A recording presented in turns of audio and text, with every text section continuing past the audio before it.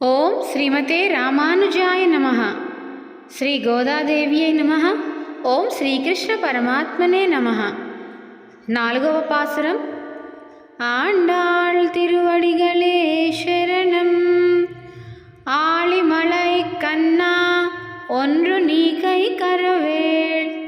ஆழியுள் புக்குமுகந்த கொடார்த்தேரி ஊழி முதல்வனுறவம்போல் மெய்கருத்து பாழியந்தோளுடை பற்பநாபன் கயல் ஆழி போல் மின்னி வலம்புரி போல் நின்ற திறந்து தாழாதே சாரங்கமுதைத்த செரமலை போல் வாழ உலகினல் பெய்திடாய் நாங்களும் மா